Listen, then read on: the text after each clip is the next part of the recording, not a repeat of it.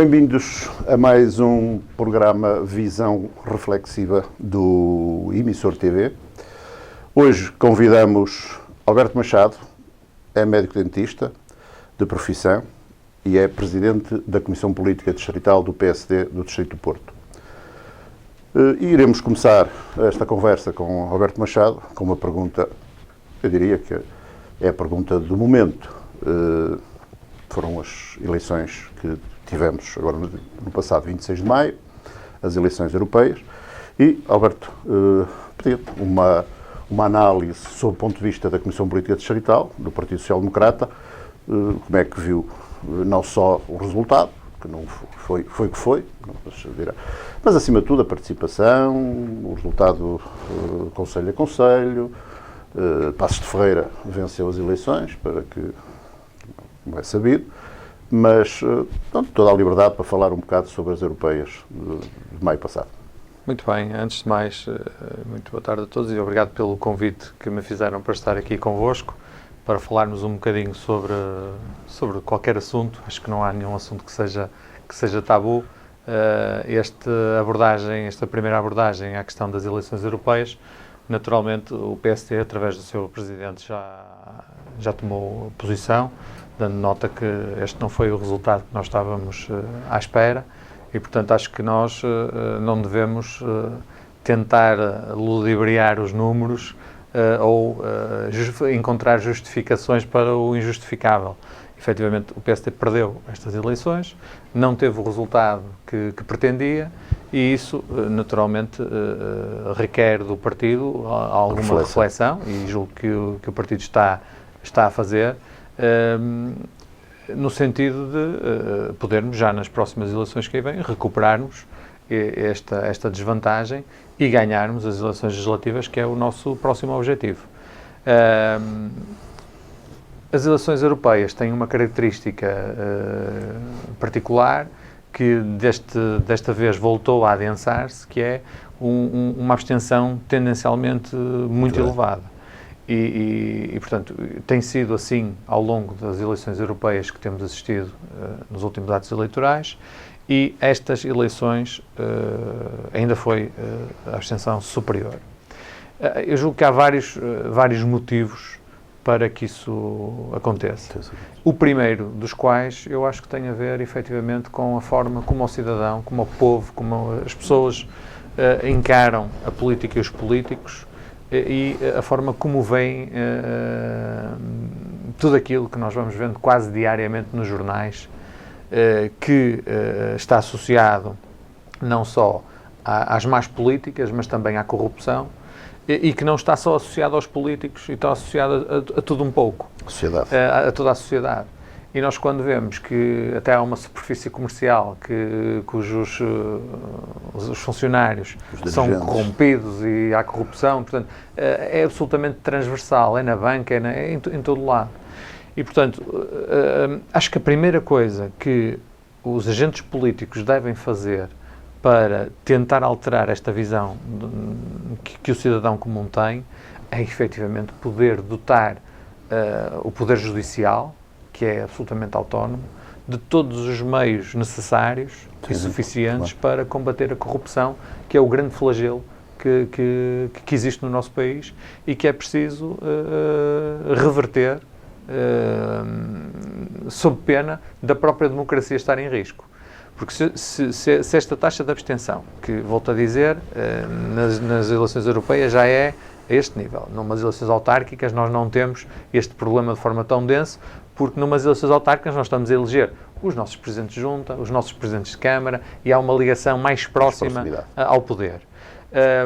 As eleições legislativas estão ali no entremeio entre uma coisa e outra, portanto não é tão próximo, mas também não é tão afastado como a Europa, e portanto a taxa de abstenção também fica ali mais ou menos no meio. E portanto, o que nós não podemos deixar que aconteça é que nas eleições legislativas se repita algo semelhante ou tendencialmente que a taxa de abstenção também continue a subir ao nível das eleições legislativas, porque se as pessoas se absterem de participar, a democracia está efetivamente em risco, porque a nossa democracia é uma democracia participativa e, portanto, os cidadãos devem participar nas escolhas de forma absolutamente consciente, independentemente das ideologias que cada um possa ter e daquilo que cada um possa defender. Eu julgo que cabe aos partidos políticos apresentarem verdadeiras propostas diferenciadoras que permitam que os cidadãos percebam os compromissos eleitorais que cada partido defende para, em consciência, votarem naqueles que acham que se enquadra mais dentro daquilo que é a sua ideologia e a sua forma de pensar. Portanto, isto seria o mundo ideal em que todos os cidadãos têm acesso à informação. A informação é uma informação que não é baseada nas fake news, mas é baseada em dados reais, em dados concretos, e nos quais os atores políticos também dizem a verdade. E aquilo que nós assistimos muitas vezes é que as pessoas também não votam porque sistematicamente eles veem que os políticos estão a mentir.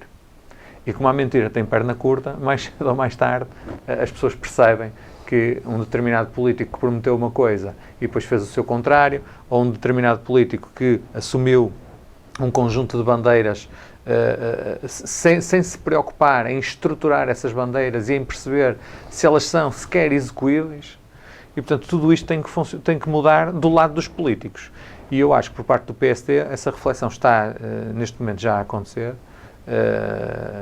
E acho que a próxima campanha eleitoral que o PSD fará será efetivamente diferente para podermos mostrar aos cidadãos que nós partimos para um outro paradigma. Um paradigma em que falamos a verdade, dizemos a verdade, sempre em primeiro lugar, e a partir da verdade, e que muitas vezes está subjacente a problemas que a sociedade tem, nas mais diversas áreas, na saúde, na educação, na segurança social, na justiça, na proteção civil, e em cada uma dessas áreas há problemas para resolver, e nós não podemos, com 2 ou 3 frases bonitas, dizer aos cidadãos que vamos conseguir fazer isto e aquilo e que vamos transformar o país no País das Maravilhas, quando efetivamente as propostas que nós estamos a apresentar não vão ao cerne da questão e não resolvem o problema e são apenas paliativos. E aquilo que tem acontecido ao longo dos últimos anos no nosso país é que nós temos andado consequentemente a empurrar com a barriga para a frente, e passo desculpa pela expressão popular, problemas que têm... E a barreira para debaixo do tapete. Exatamente, problemas que têm que ser resolvidos sob pena das gerações futuras ficarem com a sua vida completamente hipotecada à dívida e a problemas estruturais que nunca são resolvidos pela geração atual. Exatamente. E, portanto, eu acho que essa é uma das grandes, um dos grandes desafios que temos pela frente. E aqui nos jovens, particularmente nos jovens, eu julgo que os jovens não votam, uns porque não viveram no tempo da ditadura, portanto, viver em democracia para eles é um dado adquirido, e, portanto, nós quando olhamos para uma mesa de voto e vemos só a maior parte das pessoas que votam são pessoas de idade, pessoas que viveram num tempo de ditadura e que sentem uma responsabilidade muito grande na força do seu voto, essas ainda sentem, os mais jovens já não sentem essa responsabilidade. E relativamente às eleições europeias também há um fenómeno muito interessante, é que os mais jovens não conhecem outra realidade que não seja o euro, que não seja o entrar e sair do seu país e viajar pela Europa só com o seu cartão de cidadão, sem precisar de passaporte, sem precisar de trocar moeda, sem precisar de um conjunto de coisas que há 20 ou 30 anos todos nós precisávamos e que agora eles não precisam. Portanto, eles já cresceram com esta realidade e, portanto, eles são já intrinsecamente cidadãos da Europa. E, portanto, dentro desta lógica de raciocínio, votar numas eleições europeias para eles é algo que não lhes diz muito, porque eles não têm este histórico de como era antes e de como é agora. Para eles a realidade é a realidade atual e o contexto europeu para eles já não lhes diz. A questão da guerra e o projeto europeu foi muito baseado na paz. Sim, e, portanto, o maior período de paz. Sem dúvida, vivemos Primeira Guerra Mundial, Segunda Guerra Mundial, com o centro da Europa sobre um banho de sangue, com praticamente todos os países mais ou menos envolvidos no esforço de guerra, e, portanto, toda esta nova geração que está agora, já jovens adultos, vivem em paz, também porque a Europa se constituiu como uma comunidade de países. E, portanto, há aqui, nós temos que perceber isto também e encontrar respostas que possam induzir percepções a estes jovens para que eles também se sintam parte do projeto europeu. Porque, efetivamente, é na Europa que se decide uma parte muito significativa da nossa vida coletiva e, portanto, se nós não tivermos os melhores na Europa a defender Portugal, nós também não vamos conseguir depois que venham os fundos comunitários ou venham um conjunto de mais-valias. Eu sou sincero, eu julgava que a abstenção não iria ser tão elevada. É claro que aqui também ela está um bocado, acho eu, que influenciada pelo recenseamento automático. Foram mais de 1 milhão de pessoas que entraram nos cadernos, quase todos imigrantes, e que a propensão para ir votar ao consulado é menor, acho eu. Mas eu julgava que ia haver muito mais participação. Até porque esta passagem que nós tivemos pela Troika, ou por outro lado, que a Troika teve pelo país, fruto do sabido pré-bancarrota que o país teve, a necessidade do orçamento ir a Bruxelas, tudo isto é notícia diariamente. Julguei que as pessoas, mas de facto ainda não fomos lá, ainda não chegámos lá. Concordo genericamente com o que foi dito, nomeadamente com a necessidade dos políticos se afirmarem mais e serem mais transparentes para com as pessoas. Isso é um trabalho que os partidos terão que fazer, e estarão a fazer seguramente, e nomeadamente para já, para as próximas eleições legislativas, como o Alberto bem disse. Eu de eleições legislativas não iríamos falar, porque nós, neste programa, depois lá para início de setembro, iremos ter a possibilidade de convidar depois novamente representantes dos partidos políticos. Espero que desde já fique já o convite para o Alberto para lá para setembro, em data a marcarmos na pré-campanha das legislativas, podermos ter uma conversa aí já focada nas legislativas. Portanto, eu desse tema encerraria por aqui. Gostava de, eu não disse no início aos espectadores, mas o Alberto Machado, além da profissão que tem e do cargo que tem na Distrital, é também Presidente da Junta de Freguesia de Paranhos, a maior freguesia do Porto e uma das maiores freguesias do país. Portanto, é um autarca experimentado, um autarca com muita experiência, e assim sendo, gostava também de ver a opinião, de partilhar connosco o que é que ele pensa sobre algo que já chegou a ser uma proposta de lei. No tempo, recordo-me que era líder do grupo parlamentar do Partido Socialista, o Alberto Martins, e do PSD, o Pedro Santana Lopes, que apresentaram uma proposta subscrita pelos dois, portanto havia um consenso partidário, um amplo consenso, relativamente à alteração da eleição, das eleições autárquicas. Grosso modo, o Presidente de Câmara seria o cabeça de lista da Assembleia Municipal, a eleição da Câmara do CUR acabava, e depois o Presidente de Câmara, o eleito, escolheria, se tivesse maioria, obviamente, do seu grupo parlamentar. Se não tivesse, tinha que fazer os arranjos necessários. Isto depois caiu, por razões que somos capazes de perceber, mas eu gostava de perceber, gostavam os nossos espectadores perceber a opinião essa temática, parecendo por vezes se calhar até um bocadinho árida para quem nos está a ouvir, ela é também, de certa forma, uma daquelas reformas que é preciso fazer. E é preciso fazer por dois motivos, na Não minha é tão ótica. árida assim, e peço desculpa, porque muitas vezes as pessoas, o facto da existência de vereadores da oposição, dita oposição, numa Câmara, acaba por ser, vamos para os nossos espectadores perceber, não estão lá a fazer nada. Mas as pessoas cá fora, ao interpelar um vereador, o facto de ele ser vereador, interpretar algum problema que essa pessoa tem, confia que ele vai ajudar a resolver. E o vereador da oposição, o Alberto sabe perfeitamente, Sem pelouros, não pode fazer... o mais que pode chegar à Câmara é tentar uma proposta de recomendação, uma coisa qualquer e tal, mas com, digamos, o resultado geralmente é zero. Portanto, há aqui uma certa perversão. E as pessoas dizem, eu falei com o vereador e ele não me conseguiu resolver nada. Portanto, eu acho que isto também tem influencia a vida das pessoas. A minha opinião relativamente a este assunto, e no que diz respeito à eleição do Presidente de Câmara, eu acho que ela efetivamente deveria ser, à semelhança da Junta de Freguesia, deveria sair da Assembleia de Freguesia, portanto, da Assembleia Municipal, no caso do Presidente de Câmara, como sai da Assembleia de Freguesia, no caso do Presidente de Junta. E a razão mais forte que eu vejo na defesa deste argumentário tem a ver com a possibilidade de o Presidente de Câmara eleito poder agilizar a sua lista em função daquilo que são o currículo profissional, a sua equipa de gestão, as apetências de cada vereador. Porque numa lista à Câmara Municipal é sempre o seguinte da lista. Portanto, o seguinte da lista pode ser, eu posso estar a precisar de alguém para o urbanismo, mas se o seguinte da lista for um filósofo, se calhar é o filósofo que vai ter que ir para o pelouro do urbanismo.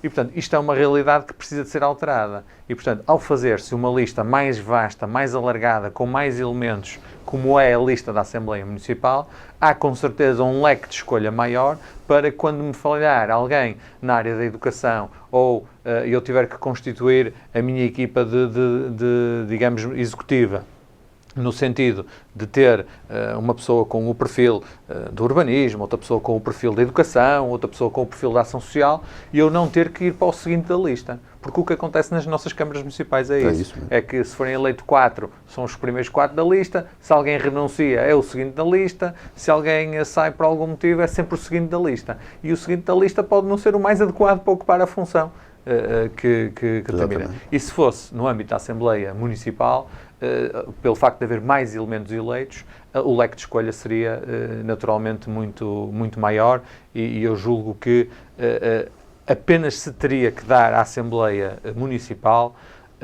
mais competências de fiscalização e mais poderes. Porque o que acontece neste momento é que o vereador da oposição, estando naturalmente com função de vereador da oposição, tem um controle mais constante daquilo que é a atividade do município, mas a Assembleia Municipal tem um controle muito esporádico daquilo que é a atividade do município.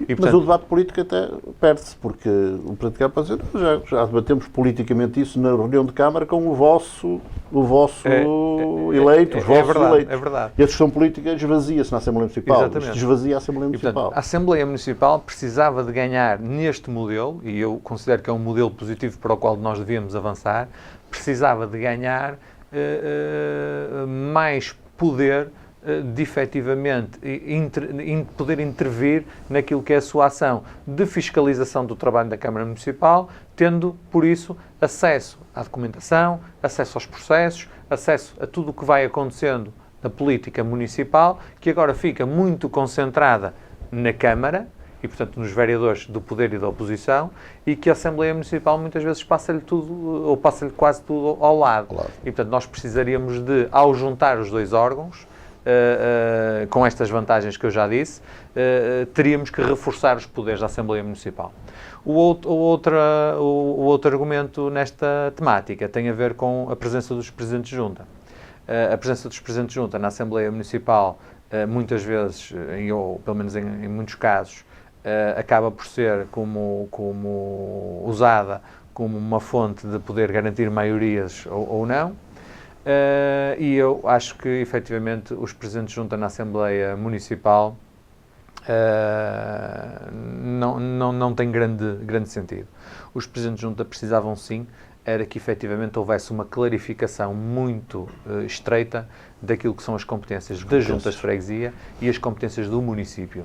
E que os municípios fossem obrigados a respeitar todas as freguesias por igual, porque nós sabemos que muitas vezes há presidentes de Câmara que têm uns tiques de poder e exercem pressão sobre os presidentes de junta, os seus próprios presidentes de junta, portanto aqueles que são da cor do partido da Câmara Municipal, e relativamente aos outros tratam-nos um bocadinho mal. E portanto às vezes até delegam competências nuns e não delegam noutros. E nós precisávamos de acabar com isto. Exatamente fazendo uma definição muito clara. Uma lei de limitação de competências clara. Exatamente. Portanto, nós sabemos o que compete às juntas, e as juntas precisam naturalmente de ter mais competências e, sobretudo, eu julgo que até se perdeu uma oportunidade no momento em que houve a reorganização administrativa das freguesias, perdeu-se uma oportunidade para fazermos uma divisão naquilo que são as juntas de freguesia. As juntas de freguesia deviam, na minha ótica, ter 3 patamares de poder e, portanto, as maiores, com mais capacidade e mais urbanas, deveriam ter um pacote de competências. as intermédias um outro pacote de competências e as mais pequenas e mais rurais outro pacote de competências. Porque não faz sentido absolutamente nenhum uma junta de freguesia com 150 ou 200 ou 300 habitantes ter exatamente as mesmas competências que tem uma de 50 mil. Não faz sentido. Os problemas são outros. Porque os problemas são outros. E as necessidades das populações são diferentes. Claro. E, portanto, é absolutamente necessário, ou era absolutamente necessário, que se fizesse uma reforma a sério, e para haver reforma tem que haver entendimentos e tem que haver predisposição para isso. E aquilo que temos assistido, particularmente nesta legislatura, é que os entendimentos têm-se feito muito à esquerda, ou principalmente à esquerda, sendo que com partidos que não concordam com esta reforma? Com partidos que não concordam e que pensam estruturalmente diferente. E, portanto, este governo que nos trouxe durante estes 4 anos e que está agora a chegar ao seu fim, teve um apoio parlamentar com uma esquerda que não tem a mesma visão do país e da Europa que tem o partido que está no poder. E isso, de certa forma, impediu que em muitas áreas se pudessem chegar a acordos positivos, e nós ainda vemos agora o caso recente da Lei de Bases da Saúde, que teve aqui momentos muito tensos de divergências ideológicas profundas, exatamente porque o governo é suportado em 2 partidos de extrema esquerda que pensam de forma diferente daquilo que pensa a maioria da população portuguesa. E, portanto,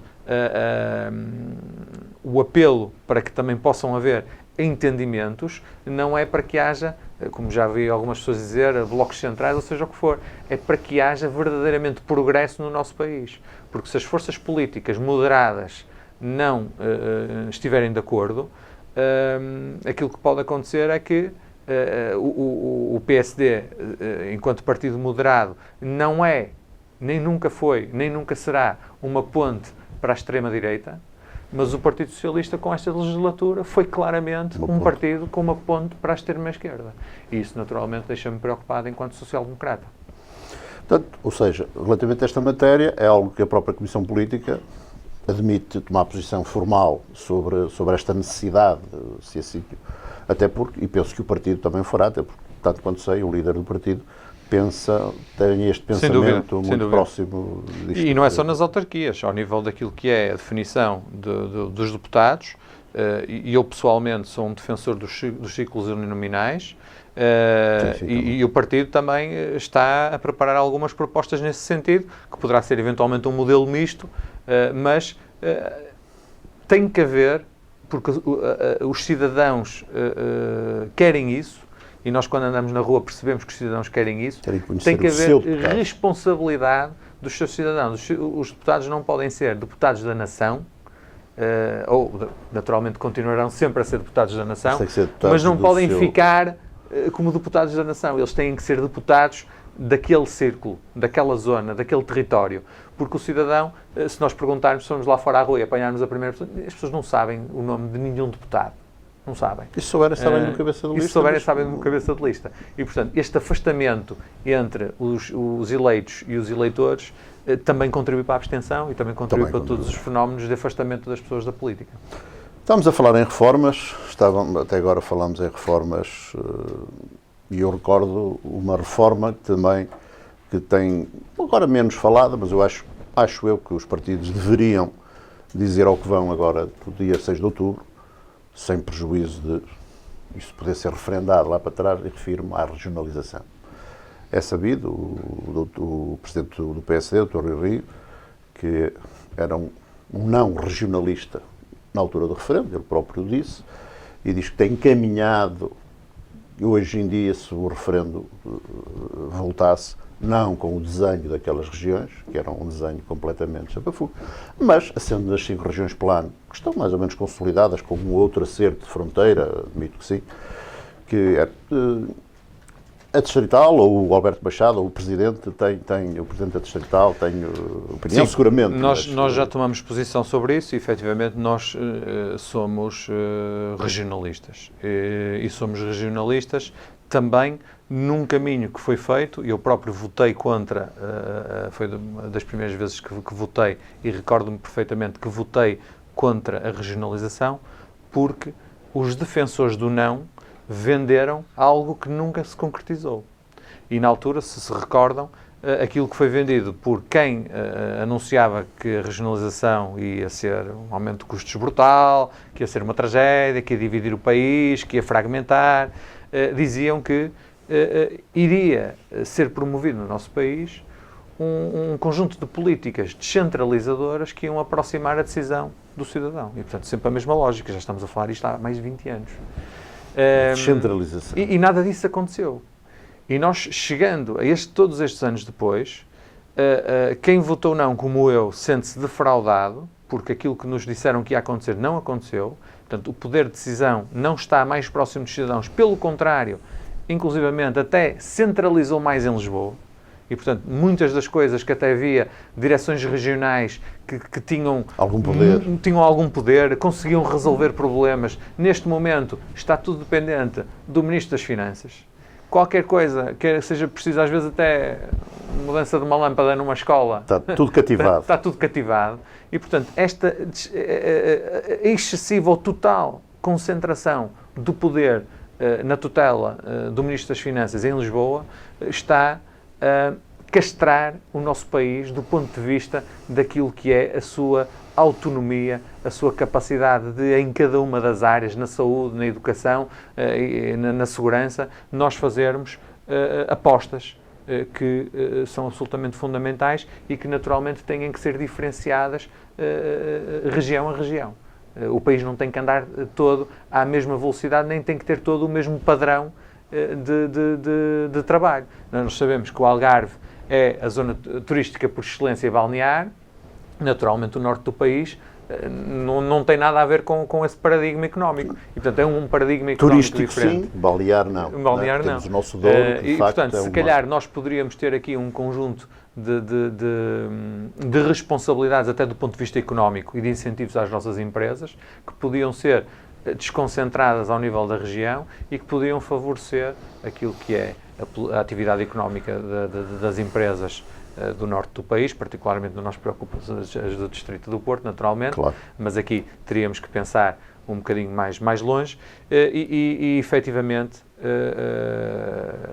esta descentralização ou este pacote de descentralização que o Governo está a promover, infelizmente é uma mão cheia de nada, porque nós temos visto os prazos sempre a derrapar, muitas vezes os decretos-leis são publicados e já passaram as datas que foram definidas pelo próprio Governo para decisão, os órgãos municipais andam constantemente a apreciar se assumem as competências ou não. Eu sei de câmaras municipais que já marcaram 7, 8 e 9 reuniões extraordinárias porque têm prazos para dizer que sim ou que não a determinada área de competências.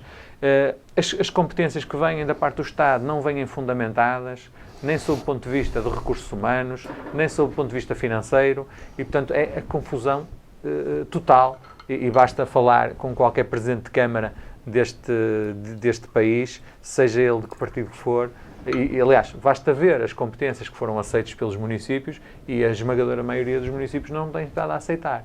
Exatamente porque muitas vezes o que se denota é que há uma suborçamentação em muitas áreas. Eu, por exemplo, dou-vos um exemplo muito pragmático que me passou pelas mãos, que foi os edifícios do Iru, e a cidade do Porto tem muitos prédios que pertencem ao Estado, que estão sob gestão do Instituto de Habitação e Reabilitação Urbana, e o valor de reabilitação, metro quadrado, para a reabilitação dos imóveis, não chega sequer para fazer a reabilitação do invólucro exterior dos edifícios. E, portanto, quando o Estado diz eu vou passar esta competência para o município e lhe dá uma verba inferior àquele que o município necessita para não só recuperar, mas depois é um presente envenenado. E, portanto, nesse sentido, e este não é o caminho da descentralização que nós queremos. E, portanto, se isto tem que ir um bocadinho mais a sério, então regionalizamos. Vamos regionalizar, e eu acho que se nós fizermos bem as contas, e aqui eu sou muito pragmático, eu acho que o nível das CCDRs seria um nível muito interessante de trabalho, já lá há muitos funcionários e, portanto, a região já tem funcionários. Já tem funcionários, já tem diretor. Precisaríamos era de eleger o presidente da CCDR, eventualmente, e, portanto, esse podia ser um modo de regionalização, e com isso, com a eleição direta, e se nós diminuirmos, nós há bocadinho falávamos em deixar de ter o boletim da Câmara Municipal, portanto, teríamos nas autárquicas o boletim da Assembleia de Freguesia e o boletim da Assembleia Municipal, e poderíamos ter um terceiro boletim que seria o boletim da região. E, portanto, eleger diretamente os nossos representantes da região, que, ao fazermos isto, estaríamos claramente a dizer que são estes senhores que têm um mandato para defender o Norte, o Centro, o Sul, e depois cada um... Curiosamente, essa do terceiro boletim, Manuel Pizarro, Presidente da Federação do Partido Socialista, nessa cadeira, também entende que, se calhar, o timing interessante seria a próxima eleição autárquica, podermos estar a votar para as regiões. Eu acho que sim. É uma nota...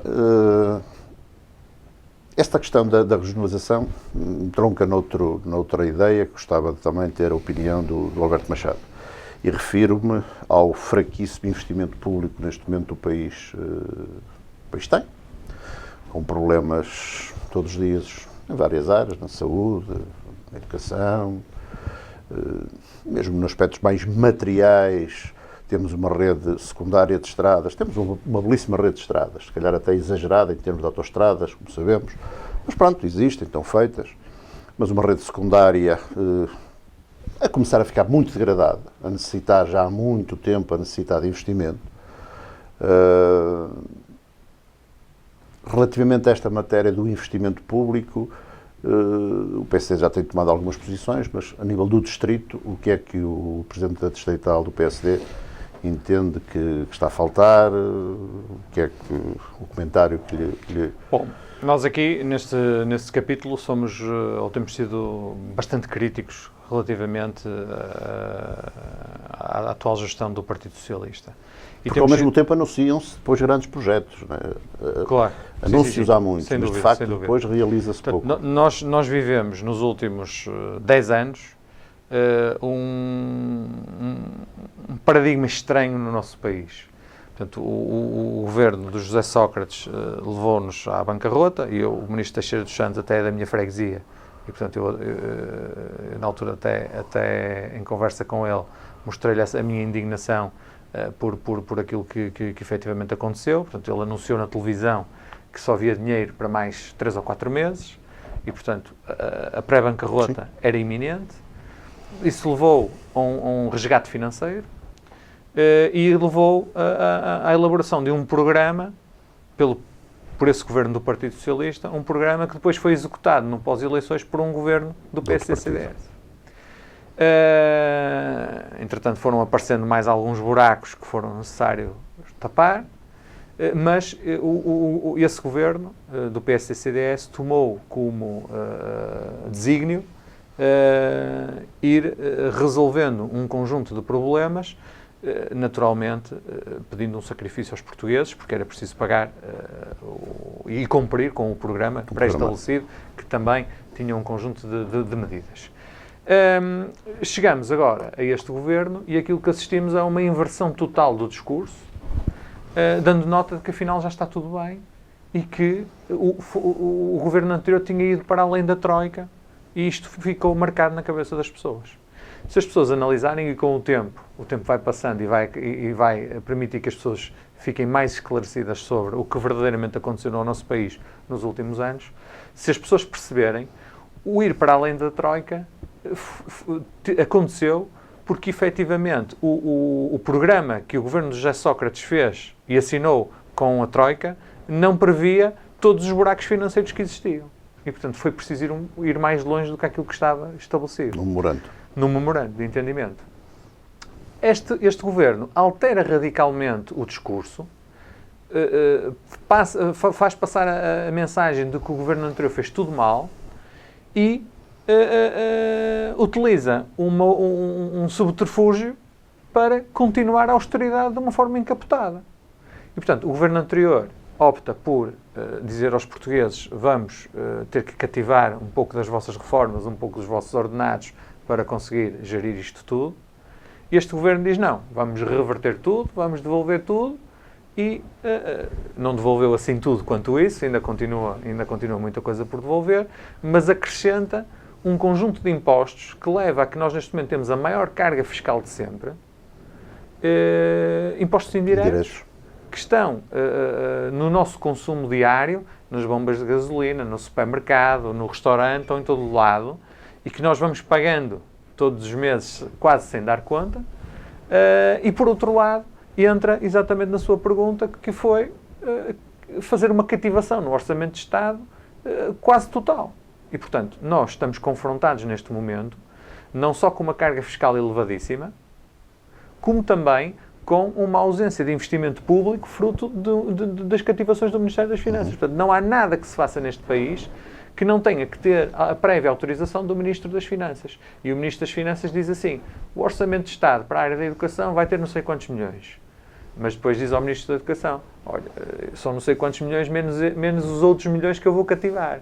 E, portanto, depois não há dinheiro para fazer obras em escolas, como nós temos muitas no nosso país a precisar. Dou-vos o exemplo do Porto, que teve que ser a Câmara do Porto a intervir, porque senão não havia reabilitação do Alexandre Colano, que é um liceu conhecido de todos, que estava num estado de degradação absoluta e teve que ser o município a assumir, uma vez mais, como acontece com muitos outros municípios por este país, que estão-se a substituir ao Estado para ir resolvendo pendências na área da educação. Mas também acontece, por exemplo, na área da segurança. Há muitos municípios deste país que estão, neste momento, a comprar viaturas para a polícia, porque não só não há efetivos, não estão a entrar, e relativamente aos efetivos da polícia, nós estamos a viver uma situação absolutamente dramática. Quando há, por exemplo, um jogo, como houve ainda agora, os Jogos de Portugal, os efetivos são todos alocados para o Estádio do Dragão, portanto, não há polícia em mais lado nenhum. O Ministério da Administração Interna já está a equacionar o encerramento de esquadras à noite e, portanto, para funcionarem só algumas com um serviço de urgência portanto, porque efetivamente o efetivo policial está num caminho de constrangimento total em termos daquilo que é o número de recursos humanos. E essa situação leva ao possível encerramento de esquadras, leva à insegurança crescente, leva a um conjunto de problemas. Mas não é só aí. Na área da saúde a mesma coisa. Nós temos neste momento equipamentos hospitalares com mais de 20 anos que precisam de ser substituídos na área da radiologia ou em outras áreas da área de cardiologia que precisam ser substituídos porque alguns até já nem funcionam. O Estado, inclusivamente, tem estado a fazer ou a pedir apoio aos privados para fazer exames que as máquinas do público já não fazem porque já estão obsoletas ou já avariaram e não há dinheiro para as reparar.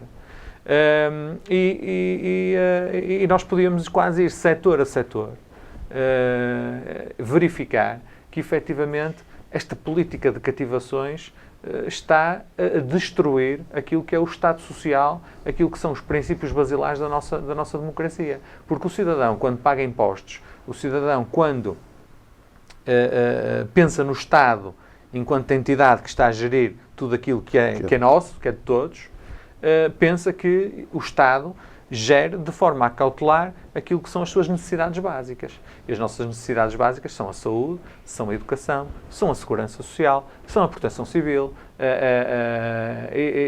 são as infraestruturas. E nós vemos também, como é ao nível das infraestruturas, como estava a dizer muito bem, caiu aquela estrada em Borba e morreram pessoas. E nós vemos que há outros viadutos e outros que têm parceiros do LENEC que dizem que há problemas. A Ponte Dom Luís, por exemplo, está num estado de degradação total. Há zonas já do tabuleiro inferior onde cabe uma perna de uma pessoa.